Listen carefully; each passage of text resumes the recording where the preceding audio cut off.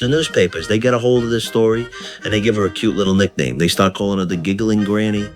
Sit down, grab a pastry, maybe a nice fogliatella, and listen to this. Let me paint you a picture of this broad, Nanny Doss. She was born way down south, right in the heart of the country, back in the year 1905. Now, we're talking about a completely different world back then. No interstate highways, no cell phones, no security cameras on every corner. Just dirt roads, hot summers, and whatever the heck they eat down there for dinner. Grits and gravy, I guess. Now, I want to be fair here, because nobody is born a monster. She didn't have it easy starting out. Word is, up until she hit her 15th birthday, she had to deal with local mutts bothering her, sexually harassing her time and time again. It's a downright disgrace, if you ask me. You don't treat women like that, you protect women. It messes with their heads, puts a dark cloud over them. And maybe that's what happened here. Maybe that flipped a broken switch in her brain. Because what came next? Marone, it's hard to even wrap my mind around it. A shrink would probably have a field day with her, sitting in a leather chair, talking about childhood trauma and all that psychology baloney. But at the end of the day, everybody's got choices. So at 16 years old, she's barely out of childhood herself, and she marries this guy, Charles Braggs. Boom, right out of the gate, she pops out 4 kids in very quick succession. Now me, I'm a family man. Having kids, building a family, it's a blessing from God. It's the most beautiful thing in the world. You protect your kids with your life. You know, I remember when my own kids were little, the stress, the sleepless nights. You're constantly checking on them, making sure they're breathing. It's a heavy burden being a parent. It changes a man. But this Charles Braggs, he marries a girl who's practically a kid herself. And boom, they got 4 kids before they even know what hit them. That's a lot of pressure. But pressure is absolutely no excuse for what happened next. Out of nowhere, 2 of these beautiful kids just suddenly die. One right after the other, only a few months apart. And Nanny, she looks at him with a blank stare, cool as a cucumber, giving him absolutely no explanation for this horrific tragedy. I mean, picture this guy, Charles. He wakes up, goes to work to earn a living, and the kids are looking perfectly healthy. They're doing normal kid things. But then they're crying, and not long after they eat their morning breakfast, they start getting these horrible cramps and they just drop dead. A mother making breakfast for her kids, it's supposed to be an act of love. You sit down at the table, you expect nourishment. You don't expect a deadly situation. Cramps, it's a horrible way to go. You think about the pain those kids must have been in, and it makes you want to break something. Now, any normal parent would be absolutely destroyed, devastated. They'd wear black for the rest of their lives. But what happens in this house? A little insurance money comes in, small payouts, softening the blow a little bit for them. But Charles, thank God, he ain't a complete stunner. He starts getting suspicious of his wife, realizing something ain't adding up with the morning meals and the sudden funerals. So what does this guy do?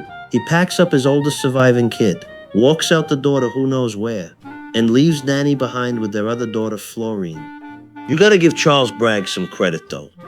He was the only one in this whole story who saw the writing on the wall. He grabbed his oldest surviving kid and bolted. He ran for the hills. He probably slept with one eye open for the rest of his life. But still, he left little Florine behind. That's a moral failure. You're the father, you take both kids. You don't leave a 2-year-old with a woman who has a proven track record of shrinking the family tree. So Nanny, she's left holding the bag. Does she step up and be a mother to little Florine? Does she try to rebuild a family? Nah, forget about it. She packs up her miserable Spartan little pile of belongings and relocates over to Cedartown, Georgia. There, she meets a new guy, Frank Harrelson, and gets hitched again. Now remember little Florine? She was only 2 years old at this time. You know what Nanny and Frank did? They just packed up their bags and left the kid all alone in that empty, abandoned house. Left a toddler, a 2-year-old baby. It makes me physically sick to my stomach to even say the words. There are rules in life.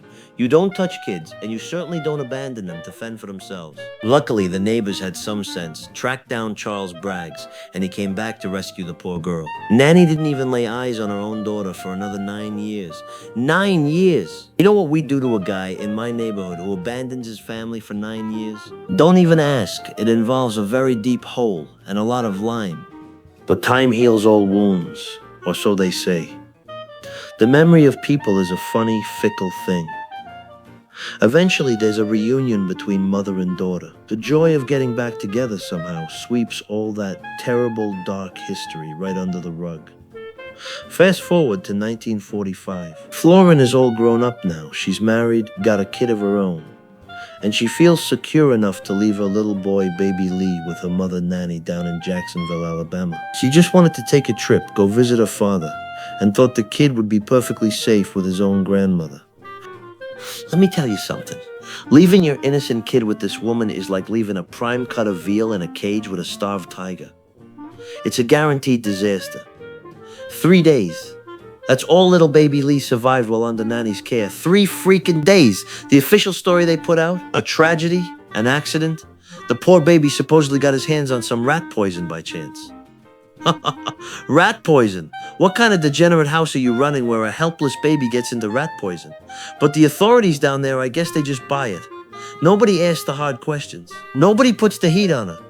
Then, the dominoes really start falling. She hits a rhythm like a machine. Just 3 months after the baby's funeral, husband number 2, Frank Harrelson, suddenly gets very sick and drops dead within a single week. Boom! Out of nowhere, he's history. And Nanny? She collects a nice little payout from his life insurance. She takes that money, plays the real estate market like she's a big shot mogul, and buys herself a cozy little house with 4 hectares of land right outside of Jackson. It's a nice little earner, right? A solid investment for her future. Except she financed the whole property by sending her husband to the big sleep. In my world, you clip a guy, there's a reason. It's about business, it's about territory, it's about deep disrespect. It's a necessary evil to keep order. She's doing it to buy a hobby farm. Where is the morality in that? Let's talk about the logistics of this madness. How do you pull this off time and time again without drawing massive heat?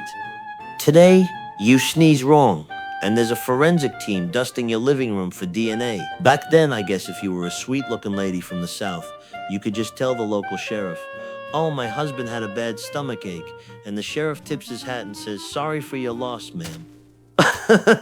It's a joke. It's an absolute joke. Where was the local law enforcement? By the time the early 50s rolled around, being part of Nanny's family was officially the most dangerous job in America. It was a deadly time to be anywhere near her. Think about it. She gets herself a 3rd husband, a guy named Arlie Lanning. He drops dead in 1952 over in Lexington, North Carolina. And it doesn't stop with the husbands. Oh no. Then comes January 1953. This part breaks my heart into a million pieces. Her own mother is suffering. She's got a broken hip. She's bedridden and needs care. Nanny steps in to play Florence Nightingale, nursing her sick mother. And what happens? The mother dies under her care. Your own mother. The woman who gave you life, who fed you, who raised you. You don't do that. It's against every single rule of humanity and nature.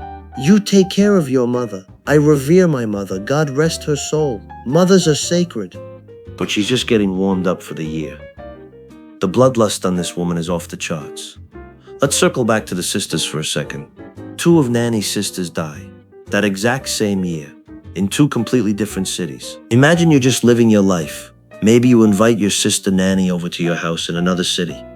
You haven't seen her in a while. You want to catch up, maybe play some cards, drink some iced tea on the porch. The next thing you know, Nanny is visiting, and suddenly you collapse right in front of her. Both of these sisters go down with the exact same mysterious symptoms. Terrible stomach cramps and violent twitching. Twitching! You're clutching your stomach, twitching on the linoleum floor, and checking out of this world. And then she goes and does the exact same thing to the other sister in a completely different town. You'd think the second sister would have said, "Hey, wait a minute, didn't our other sister just die when Nanny visited?" But no, nobody communicated back then, no text messages saying, "Heads up, Nanny is coming over and bringing her special seasoning." Just boom, another funeral. It's not rocket science to see a pattern here, folks. If a guy from my social club so much as looks at someone funny, there's a federal surveillance van parked outside for 6 months. But this lady, she gets a free pass to wipe out a whole bowling team's worth of relatives. And 1953 ain't even over yet.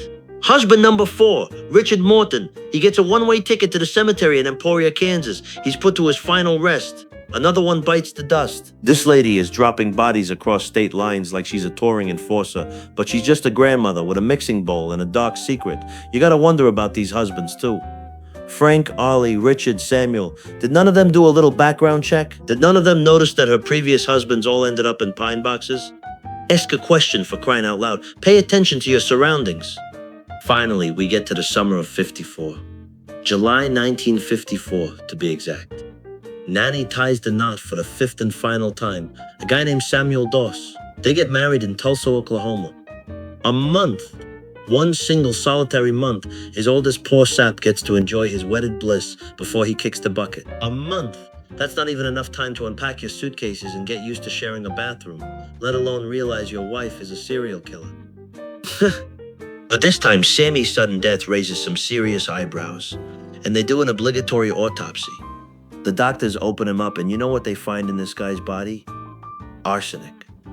And not just a little sprinkle to give him an ache, no. They find enough arsenic in his corpse to take out 20 full-grown men. 20!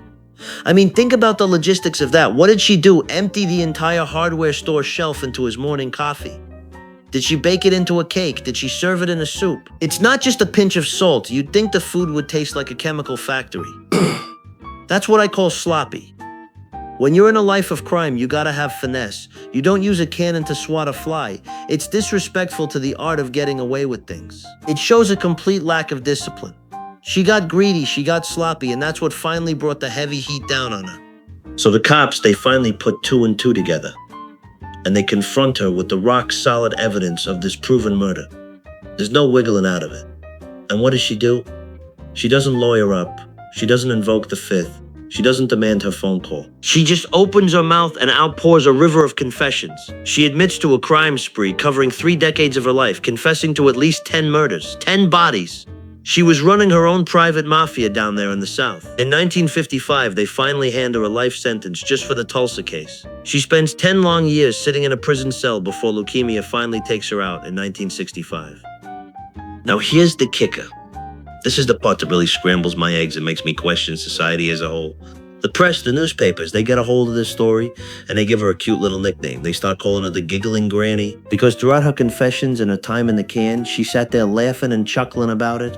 Laughing! When I have to deal with a tough situation, it weighs on my soul. It's business, it's serious, it ain't a joke. But this broad is chuckling it up for the cameras like she's telling a story at a comedy club. And you want to know the craziest part? You want to know why she did it? Throughout all her confessions, Nanny kept insisting to everyone that it wasn't about the money. Sure, she collected those insurance checks, but she claimed money wasn't the driving factor in her crimes. She claimed her real motive was just marital boredom. She was bored. You bored in your marriage? Go learn to knit, go play bingo, take up painting. I mean, what kind of books was she reading? She lived in this absolute fantasy world. She wanted to find the absolute perfect husband. Just like the flawless guys she read about in her cheap, trashy romance novels. You see them at the grocery store, with the muscular guy on the cover, his shirt ripped open, riding a horse, and the woman swooning in his arms. It's a fantasy. It's a fairy tale for adults who can't handle reality. Real life ain't a romance novel. Real life is paying the bills, dealing with a leaky roof, taking out the garbage, and compromising. You don't get to just hit the delete button on a person because they chew with their mouth open, or because they didn't bring you flowers on a Tuesday. Marriage is hard work.